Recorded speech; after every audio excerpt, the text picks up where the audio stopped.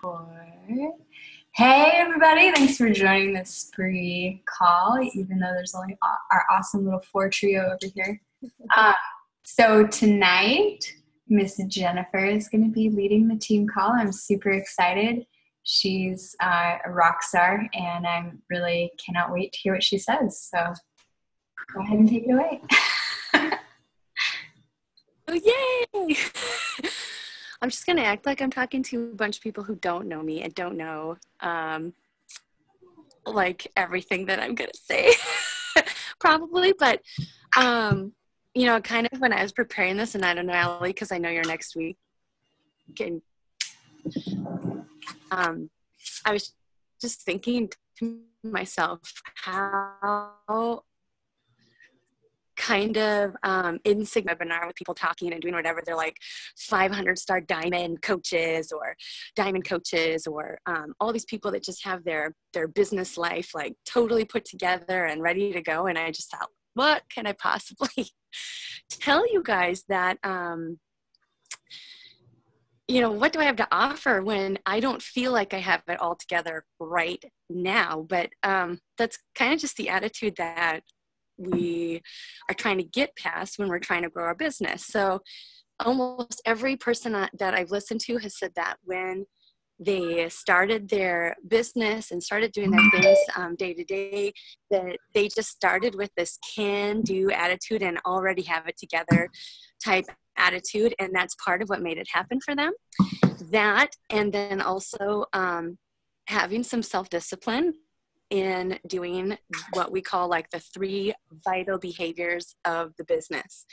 And so that's basically what I wanted to talk about, was not only what the 3 vital behaviors are, but also just that, like, just knowing what the 3 vital behaviors are isn't enough. We have to make sure that we're actually doing the 3 vital behaviors. And okay, well, let's just say what they are. So the 3 vital behaviors are proof of the product, invite, and then personal development. And we really need to have the discipline to do these every single day. And I just watched a video. I think his name is Kim. I don't know. I can't remember. But I think it's just Monday that he did his video, and he talked about how that we can't actually teach people how to be successful, and that we shouldn't teach people how to be successful. What we need to teach them is how to have some self-discipline, because anyone can tell you what to do to be successful. You know, we can give you a list of things and but if you aren't gonna do those things, then it's never really going to work. Not on par every single day, but I'm really, really trying to build the self-discipline to do those things, because I kind of look at it like a muscle or any kind of habit that you're trying to form is you just have to continually, knowing it and then continually try to do it time and time again to get it done. So having that discipline is what brings the results in us and in our business. And we can't just pick the one thing that's going to be the easy thing for us to do and say that, okay, that's good enough. And I've been there, because I get busy and I'm doing all these things. And I think, all right, like, what can I do that's easy, and just get it done and say, hey, I did something toward my business. And I mean, we can do that, but we can't really expect that our business is going to just boom off of that, or take off in places that we want it to take off. So the video was kind of cool. He kind of compared it to a stew, and he said that you can't just pick parts out of the stew that you like to eat. Like if I'm just eating the carrots, I'm getting part of what the stew has to offer, but I'm not getting the whole thing, the whole taste, the whole nutritional value. I'm just getting part of it. So if we're only doing part of these vital behaviors, we still might be getting some things, some people asking that, some people wanting to be a part of the journey with us, but we're not really fulfilling like the entire, possibility of what it could look like or what it could be. So, and then also for me personally, finding the self-discipline to do these things is not something that I can do on my own. It's something that I'm constantly asking God to lead and guide and carry me through on things. And I'm continually asking him to check my motives and make sure that they're in line with his. And then I know that I can carry through and carry on and do these things with the right heart and the right attitude, and see it prosper, I guess, in the way that it should. So the proof of the product, basically that means, we have to be proof of what we're trying to sell these people, tell people that these are just great tools and that they're going to bring you where you want to be, and then not be using them. You don't have to completely be where you want to be. Like, I've heard that time and time again. You don't have to be at the end of your journey to be proof of the product. You can be on the journey and just show people, like, hey, here's me. Here's me working out. Here's me drinking Shakeology. I do these things. Here's some progress that I've made. And this is what that looks like. And that is progress enough. And that is proof of the product still, and when I'm doing these things, we're not only going to reach the business goals, but we'll reach our personal goals as well. And oftentimes it's not that the tools, we know the tools work. That's not the problem. The problem is usually that we don't have the follow through that we need to have ourselves. And I just did the rank in the bank group, which was super cool. And the leaders in this group were ladies that were like extremely successful in their business. And I went into the group kind of with the attitude that I just kind of do what they'd say to do and then see what happens. And I'm glad that I started that way, because it kind of, it pre-positioned my mind into the right place. Because a lot of the things to do, honestly, was so far out of my comfort zone that had I not been ready mentally to do these things, I just wouldn't have done that. But anyway, someone contacted me every time. It wasn't just like a post here, a post there. Every time they said, put this out here or do this or whatever, somebody contacted me and some conversation was started, or maybe I made a sale, or maybe I just got someone interested, or whatever, something happened. So these ladies are telling us to do this 3 vital behaviors. Like, they prove to me that, hey, what we say, we know what we're talking about. Like, we tell you to do something and it happens, and these things work. So, okay, I'm going to do these things. And if you're having a hard time finding discipline in this one, and being proof of the product, I guess it's you have to think of exactly what we tell our challengers. Find an accountability partner. Make sure that you set time out of the day that makes sense for you. If you're having a hard time finding that, like, toy around with it. Don't just give up and say, oh, look, it doesn't work in the morning, it doesn't work at night. Like, when does it work? Find the time book so that you're held accountable to everybody, and everybody's kind of waiting to see what happens. Like, did she do a workout today, or did she not, or post it in your groups or whatever. Just find some accountability for yourself too. So the next vital behavior is inviting. And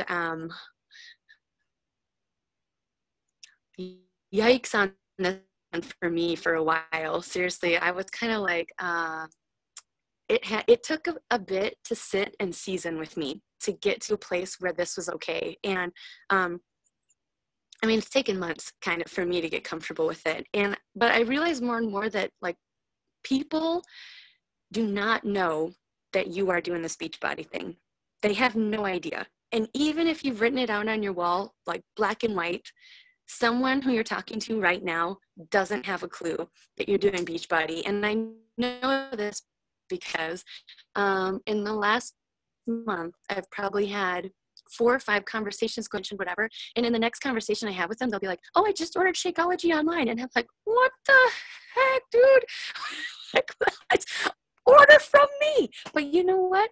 I didn't actually spell it out for them. I didn't tell them, like, hey, not only am I advocating for this product, but I sell this product. Like this, I can offer you this product. This is something I can give you, you know, and I've missed some opportunities because I haven't just put it out there that it's something that people want. They want it. And when you're talking about, when you're doing this stuff, like they know they want it. They just don't know that I can offer it to them, even when I'm the one mentioning it. So we have to invite. What I do is I still just start a conversation, and sometimes I wait till the door opens and like something happens and they talk about fitness, and then I'll mention it. I pray about it a lot, and I try not to be like pushy. I'm not making people come along with me. I'm just inviting them into anything, just like I would invite them to my house for dinner. You know, I'm just inviting them along on the journey with me. Do you want to come along? Like, if not, no big deal. But if so, like, I got a place for you. And if we never ask them, of course, we're never going to know. So when we've accepted this idea more, is that I truly, truly believe that what I'm offering them is worth it, and that they're going to love it. And to not offer them this is kind of doing them a disservice. My Facebook friends an opportunity to come with me, then I'm leaving my friends out of something wonderful, something that has changed my life, something that has built friendships, something that has brought me to my fitness goals, something that has grown me as a person. Like, why wouldn't I want that for my friends, my family, and people that I don't even know? So I still reach out to my coach if I am not sure how to handle invites. I still reach out to my other coach friends, as you guys know. I ask tons and tons of questions. And something else that really helped was, again, like the Rank in the Bank groups and these other groups, where like what their invites look like, because I'm such a visual learner that just to see it and see what they say and how they say it was so important to me. And it helps me every time I see something like that to sort of tweak and learn and read people and how to invite them into these challenge groups and to come along with us on these things. So you should really get into those groups. It's like they're just packed with information where it's like no thinking, no brainer information, I feel like sometimes. So it's brought me to a really great place in that. So the third thing is personal development. And before I became a mom, I was a teacher, and it was just my personal belief that to be a good teacher, I had to be a lifelong learner. And we are teachers. That's what we are. We're coaches, encouragers, supporters, cheerleaders, and we're teachers. And so we need to be lifelong learners as well. We need to be constantly filling ourselves with information that's going to help our customers grow as we grow. As they talk about it all the time, you know, areas where we're weak that we need to be learning things and growing it. I have so many. I feel like I'm super disorganized. I'm not really business minded. Like all I am, like really naturally, all I am is just this like happy, smiley person who just wants to help you and have everybody in with me, because I think having lots of people around is super fun, and I want to help you in whatever goals you have. Plus, I like meal planning and meal planning for other people and putting things out there. But when it comes to like business and selling stuff and all of that, like I just don't have the mind for that. And so a lot of my personal development it has to be based around that kind of stuff. Just adding the things that I'm missing to make this pie whole, complete pizza pie. And it doesn't just have to be books. Like it could be podcasts, it can be listening to the old webinars, I think, you know, whatever. It could be anything that helps you grow.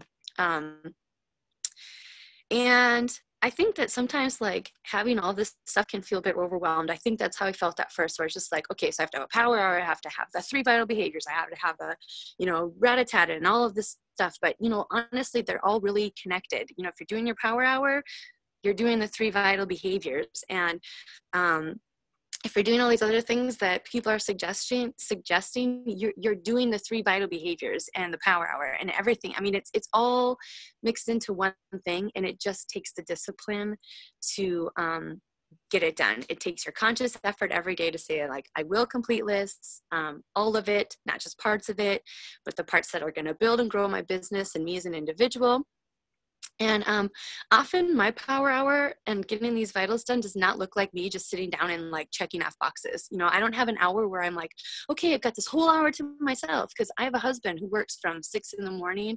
until 7 p.m. and does night flights and does whatever. And I have 2 little boys who keep me so busy and running around, who nap at different times, who do different things. So like, sometimes, I get things done while I'm rocking my baby to sleep, while I'm cooking dinner, like the potatoes are cooking, and I'm like, quick, write this person back, quick, find someone new to say, hey, what's going on, blah, blah, blah. I'm pulling the boys in the wagon, and I'm like, okay, they won't see me do this real quick, like, just post something, or I gotta pee, like, quick, get something done. Like, that's me doing my power hour. It's just little bits and pieces of me like flipping through the day trying to get stuff done. And I have a tally mark in my notes on my phone, and when I get a second, I go in there and I tally, like, okay, I tally, that 5 4 3 2 1 that they're doing here is awesome. That it works for me because I just have 5 4 3 2 1 on my phone, and I just go in there and I go, what, 1 1 1 1 1, and when I get the 5 done, like, that's it. And I don't have to think about it. I don't have to sit down. I don't even have an office or anything like that. Everything is just done on the move, which is why it's kind of disorganized, but it gets done. So it doesn't, it can look different for everyone and still get done. And I am still trying to learn how to utilize my time the best I can. But I guess my point here is that, like, you can be a busy person and still get this stuff done, I guess. You don't have to be like totally legit organized like Allison, who I know probably does have a Joe, please girl, or Jess, who laminates her checkbox marks. I don't have that stuff.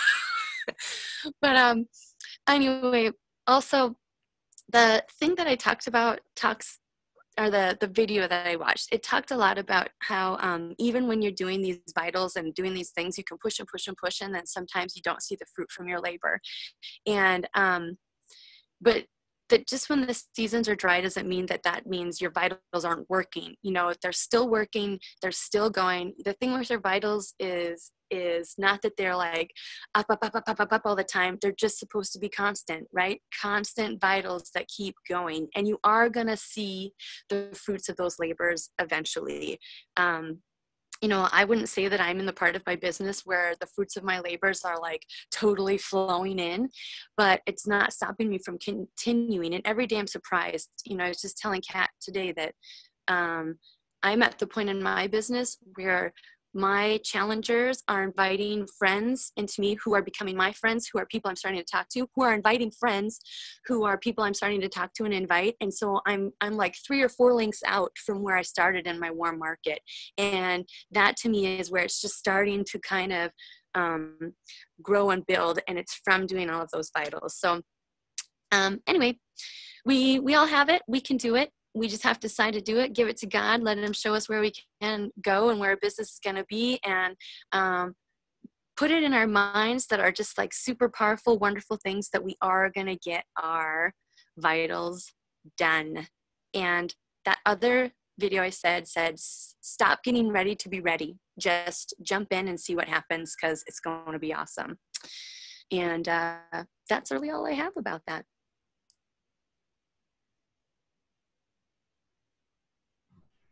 That's awesome. Thank you so much, Jen. Like, I know we know this stuff. We know we're supposed to do our vital behaviors, but I feel like it's like the gospel. We still need to hear it like all the time. Sweet. But yeah, I really, really liked how you said, discipline is what brings results. And that the vitals are still working even when it's a dry season, and that leaders need to still be learning. It kind of reminds me of one of Mark Oshman's things. He was like, leaders aren't always readers, but readers are always leaders. That's a tongue twister, but it's really true. So I love it. And if anybody has questions, feel free to ask. I missed the name of the book that you read. Did you say it was a book? No, it was a video. They just did it in the Dynasty. Yes. Kim? Oh, Was it Kim? Oh, Yeah. okay. Kim, Yeah. let me see if I can. It's awesome. I have it. I can send it. I'll put it in our thing too, Allie. But Yeah. If it was last week, or was it an old one that you found? No, he just did it. It was Monday. It was just Monday. Oh, okay. It was the Bombshell Dynasties call. No, I didn't miss that one. Okay. Someone posted it in one of our groups so that we could see it too. Okay. I have some catch up to do. Yeah. So that's not fair. You That get to was listen a to a good call one. and do a call. I have to read a It's book, pretty. do a call. And do you know how hard it is to read a book? I actually can't. Yeah. I have Audible, but I was